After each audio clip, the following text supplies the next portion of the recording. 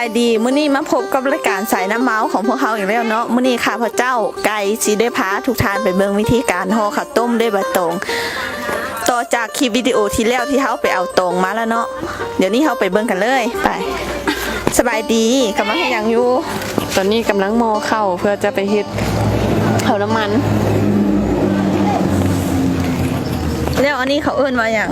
อันนี้เขาเอิ้นว่าโมเฮ็ดจากอย่างเนาะเฮ็ดจากก้อนหิน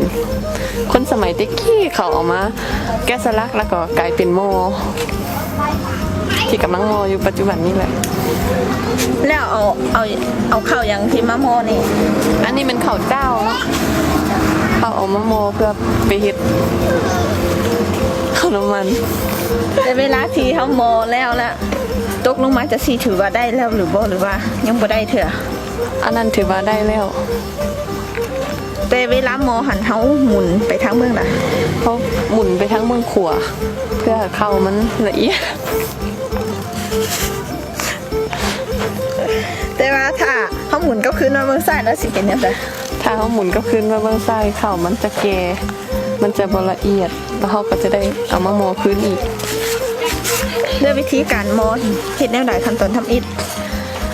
เขาตักเขาแล้วก็ใส่แล้วก็หมุนไปเวลาหมุนนี่เขาใช้เวลาดุนบ่ดุนปานใดนี่จะหมุนไปแล้วก็ถากเข่าอยู่ในหันหมดแล้วเขาก็ตักมีไปใส่ไหมน่ะเห็นแล้วขอร้องได้บ่ได้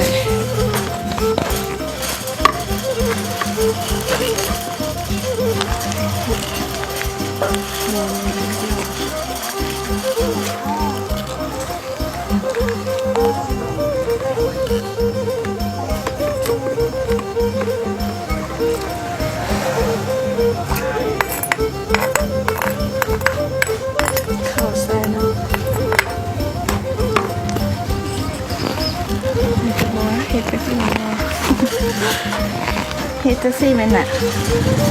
แม่นแล้วเขาก็หมุนไปเรื่อยๆเนาะค่อยๆนี่งั้นแล้วตกไปด้วยเอาตกแล้วน้ำมันน่ะมันก็สบายเลยเนาะบ่ยุ่งยากหลายเพียงแต่เขาเอาเข้าใส่แล้วก็หมุนไปมันก็จะเป็นน้ำเข่าออกมาเป็นคือแนวนี้เนาะบัดนี้หลังจากที่เขาโมเข่าแล้วเขาสิเอาไปเฮ็ดหยังต่อเขาจะเอาไปอ้อเพื่อเกี่ยมเฮ็ดข้าวน้ำมันเนาะโอเคไม่เขาไปเบิ่งวิธีการอ้อต่อไปเนาะ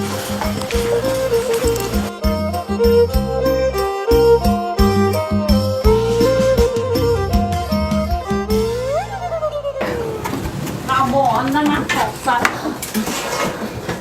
หมดเลยหมออันนี้กูร่างความมันว้าววงใหญ่ก็กินเจอหนมแต่บัดนี้เขาก็สิมาเบิ่งวิธีการอ้อเนาะขั้นตอนทำอิฐแมนเทน้ำเข่าใส่ในหม้อลงไปเลยเนาะ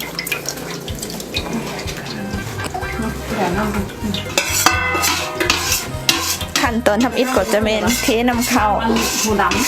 ำเข้าไปในหม้อก็จะเป็นแนวนี้เนาะ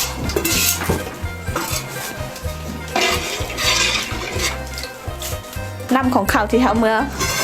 โม่น้ำเขามาเมื่อกี้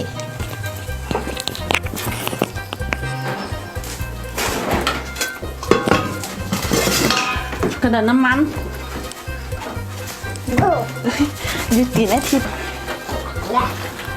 บัดนี้เขาสิมาเกี่ยมตรงเพื่อจะได้ห่อข้าวต้มเขาก็จะจีกเป็นใบยาวแล้วก็เขามาตัดส่วนมันออกหน่อยนึงเมื่อตัดสำเร็จแล้วก็จะเป็นแนวนี้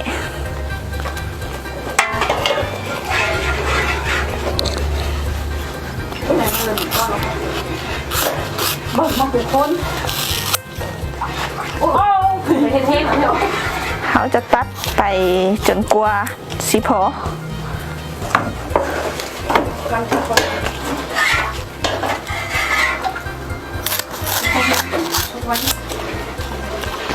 เมื่อเขาเกี่ยมตรง เรียบร้อยแล้วเขาก็มีแต่ท่าเ เขามีแต่ถาห่อข้าวต้มคานมาขึ้นมาคานมาโอเคบ่หลังสีสุกแล้วเนาะมันจะเป็นข้าวมันจะเป็นก้อนๆแนวนั้นอ้าวสุกแล้วปรุงมาห่อกันเลย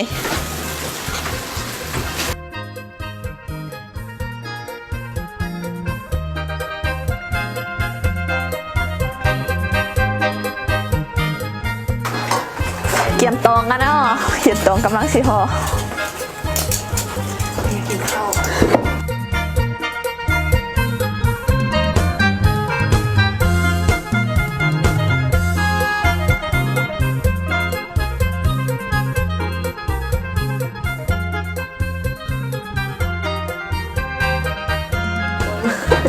จะเป็นเนื้อนี่ตักมาใส่ตองแล้วเขาจะห่อกันเลย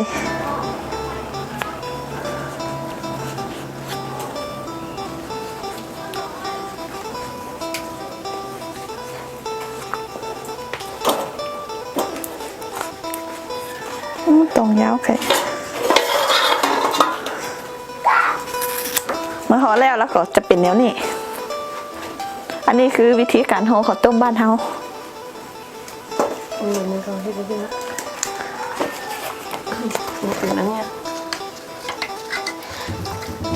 ห่อซ้ำๆแล้วไปนะคน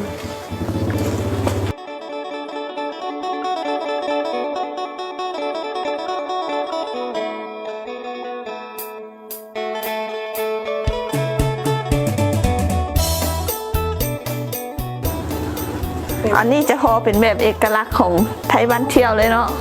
บ้านเที่ยวเขาจะมาห่อข้าวต้มแนวนี้จะบ่มีลวดลายยุ่งยากหลายคือของไทยบ้านอื่น